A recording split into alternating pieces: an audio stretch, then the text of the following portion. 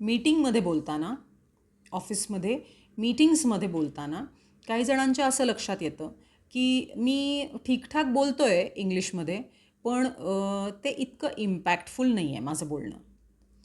मी confident नाही आहे, effective नाही आहे, असं त्यांच्या लक्षात येतं. हे का बरं होतं? कोणत्याही भाषेत बोलताना फक्त व्होकॅब्युलरी पुरेशी नाही आहे. म्हणजे इंग्लिशमध्ये काही शब्द आपल्याला माहिती आहेत, काही वाक्य येत आहेत, म्हणजे आपण उत्तम बोलू असं नाही. तर आपल्याला क्लिअरली विचार करता येणं, इंग्लिशमध्ये क्लिअरली विचार करता येणं आणि त्यानुसार एका स्ट्रक्चर्ड पद्धतीने बोलणं हे आवश्यक आहे. हे कसं करायचं हे आज आपण बघणार आहे. 5 minutes speaking practice every day.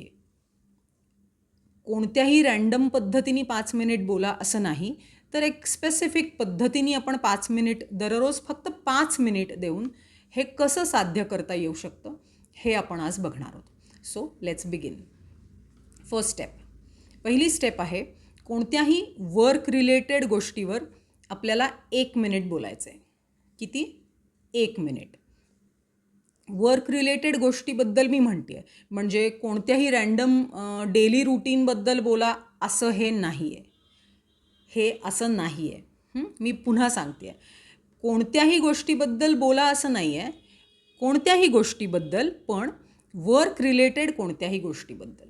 म्हणजे एखादी मीटिंग असेल तुम्ही अटेंड केलेली, किंवा एखादा इव्हेंट असेल त्याबद्दल तुम्ही बोलताय, किंवा एखादं तुम्ही कंप्लीट केलेलं काम आहे छोटंसं, खूप मोठ्या प्रोजेक्टबद्दल नाही, एखाद्या छोट्याशा कामाबद्दल त्याबद्दल तुम्ही बोलताय, किंवा एखादी चॅलेंजिंग सिच्युएशन आली होती त्याबद्दल तुम्ही बोलताय. असं कोणत्याही प्रोफेशनल कॉन्टेक्स्टमधल्या गोष्टीबद्दल तुम्ही फक्त 1 मिनिट बोलणार आहात.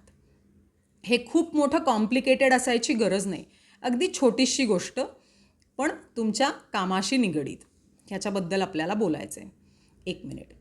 ह्याचं एक उदाहरण बघूया. Today, I had a discussion with my team regarding a project deadline.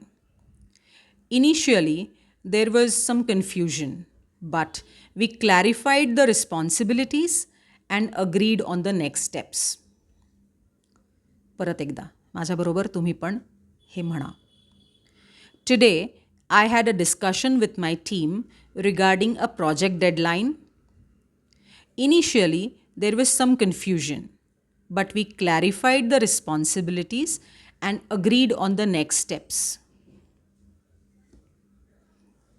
इथे आपला फोकस हा ग्रामॅटिकल करेक्टनेस याच्यावर नाही आहे, तर आपला फ्लोवरती फोकस आहे. म्हणजे आपण जसा विचार करतो त्याच फ्लोमध्ये आपण बोलणे, याच्यावर आपला फोकस आहे. आपल्या माइंडला आपल्याला विचार करणे आणि बोलणे इन अ फ्लो याची सवय करण्यासाठी या गोष्टीचा आपल्याला उपयोग होतो. 1 मिनिट फक्त.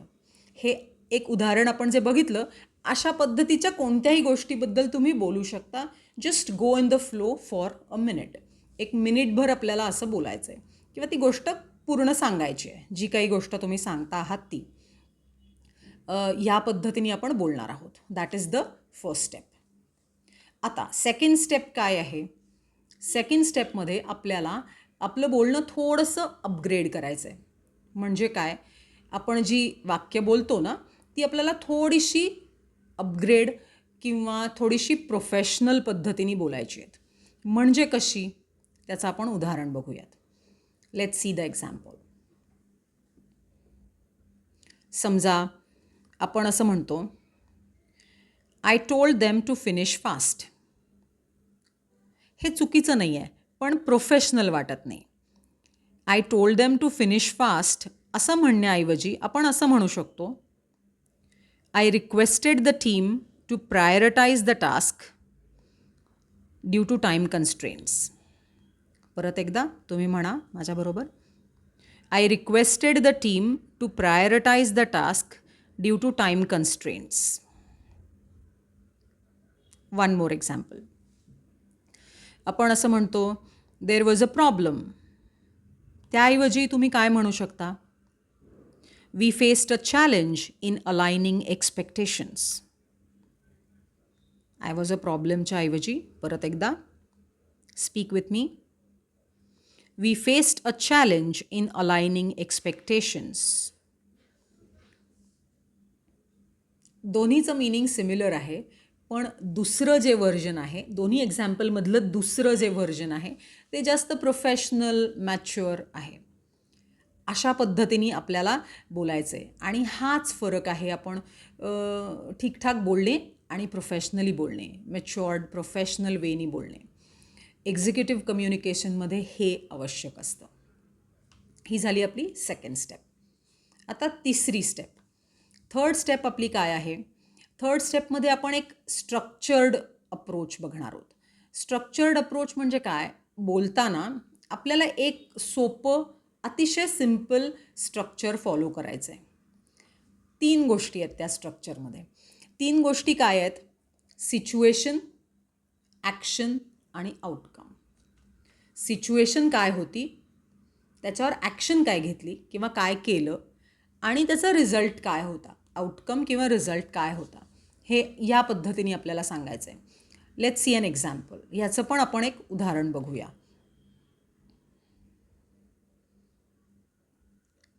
In yesterday's meeting, we were discussing the project timeline. I suggested a revised approach, and this helped us avoid last-minute delays. इथे तुमच्या लक्षात येईल आपण काय काय सांगतोय. 3 गोष्टी. सिच्युएशन काय होती? आम्ही डिस्कस करत होतो प्रोजेक्ट टाईमलाईन. मी ॲक्शन काय घेतली? तर मी एक रिवाइज्ड अप्रोच सुचवला किंवा सजेस्ट केला त्यांना. आणि रिझल्ट किंवा आउटकम काय मिळाला? तर लास्ट मिनिट डिलेज टाळण्यासाठी आम्हाला ह्याचा मदत झाली किंवा लास्ट मिनिट डिलेज आम्ही टाळले. असं सिच्युएशन, ॲक्शन आणि आउटकम या गोष्टी आहेत. एकदा परत हे बघूया. तुम्ही पण हे माझ्याबरोबर बोला. In yesterday's meeting we were discussing the project timeline. I suggested a revised approach, and this helped us avoid last-minute delays. हा स्ट्रक्चर्ड अप्रोच जो आहे तो आपल्या इम्प्रूव्हमेंटची पहिली स्टेप आहे. या पद्धतीने आपल्याला स्ट्रक्चर्ड अप्रोचनी बोलायची सवय लावायची. नुसतंच एकामागोमाग एक काय झालं, हे झालं, ते झालं अशा पद्धतीने न बोलता काय घडलं, त्याच्यावर काय केलं आणि म्हणून काय झालं, अशा पद्धतीने बोलण्याची आपल्याला स्वतःला सवय लावायची. That was our step 3. चौथी स्टेप अशी आहे, आपल्याला आपलं बोलणं रेकॉर्ड करायचं आहे. Record your self. तुम्ही जे 1 मिनिट बोलणार आहात ना, ते तुमच्या फोनमध्ये रेकॉर्ड करा and listen to that. Listen not for criticism but for self awareness. आपल्याला काय चुकलं, काय काय चुका झाल्या याच्यासाठी नाही बघायचं आहे, तर आपल्याला स्वतःला माहीत करून घेण्यासाठी, सेल्फ अवेअरनेससाठी बघायचं आहे. म्हणजे असं की बोलताना काही फिलर्स होते का? मी बोलताना बेसिकली, लाईक, बेसिकली असे नको असलेले शब्द किंवा फिलर्स वापरतोय का, वापरतीये का? वापरत असेल तर आपल्याला ते काढून टाकायचे आहेत. आपल्या बोलण्यामध्ये स्ट्रक्चर आहे का हे आपल्याला चेक करायचं आहे. कोणतं स्ट्रक्चर? आपण बघितलं, सिच्युएशन, ॲक्शन आणि रिझल्ट. हे फॉलो करून मी बोलतोय का नुसतंच बोलतोय हे आपल्याला चेक करायचं आहे. अशा प्रकारचा सेल्फ अवेअरनेस हे आपल्याला नक्की इम्प्रूव्हमेंटकडे लवकर, क्विकली घेऊन जातो. अशा 4 स्टेप्स, ह्या 4च स्टेप्स आपल्याला फॉलो करायच्या आहेत. आणि हे सांगायला जेवढा वेळ लागतोय तेवढाही वेळ तुम्हाला लागणार नाही आहे. 5 मिनिट दररोज ह्याच्यामध्ये हे तुम्हाला करता येणार आहे. या पद्धतीने 1 महिनाभर बोलून पहा. फक्त 5 मिनिटं दररोज बोलून पहा आणि कशा पद्धतीने तुमच्या कम्युनिकेशनमध्ये फरक पडतोय हे ऑब्झर्व करा. कारण आपल्या बोलण्यामधला फरक हा फक्त आपल्याला काय येतं, मुळात आपल्याला काय येतं ह्याच्यापेक्षा आपण ते कसं कम्युनिकेट करतो हे फार महत्त्वाचं आहे. आणि यासाठी ही मेथड आपल्याला उपयोगी पडेल. सो हे 5 मिनिट आपल्याला दररोज देणं आवश्यक आहे. With this 5 minutes speaking technique, speaking practice for 5 minutes in a structured way. This is Deepa signing off.